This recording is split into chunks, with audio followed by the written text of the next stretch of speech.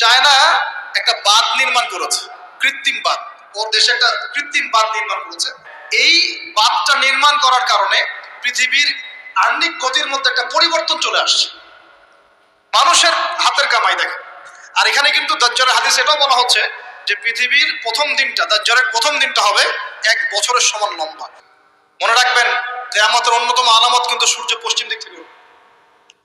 আর সময় সংক্ষিপ্ত হয়ে আসবে। নবীজি বলেছেন যে একটা বছর চলে যাবে একটা মাসের মতো, একটা মাস চলে যাবে একটা সপ্তাহের মতো, একটা সপ্তাহ যাবে একটা দিনের মতো, একটা দিন যাবে কেমন, নবী এটাও বলেছেন। নবীজি বলেছেন একটা দিন যাবে একটা ঘন্টার মতো। মানে ঘন্টা মানে কি, যে ব্যাছের কাঠি জ্বালাতে যতক্ষণ সময় লাগে এতটুকু সময়ের মধ্যে মিনিট চলে যাবে।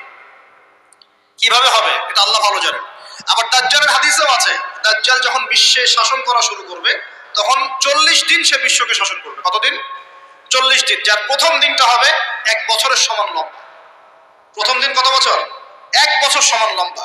কে জানে পৃথিবীর গতি থেমে যাবে কিনা? থেমে যেতেও পারে। আপনাদেরকে নিউজ দেয়, চায়নাকে নাম তো শুনেছেন? চায়না একটা বাঁধ নির্মাণ করেছে, কৃত্রিম বাঁধ।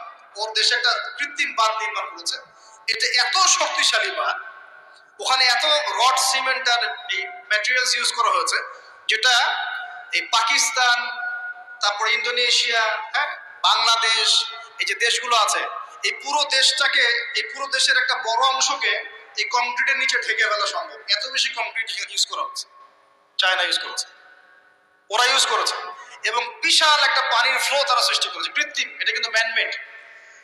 তো আমি গতকাল রিসার্চ করতে গিয়ে দেখলাম যে তারা বলছে এই বাঁধটা নির্মাণ করার কারণে পৃথিবীর আহ্নিক গতির মধ্যে একটা পরিবর্তন চলে আসছে।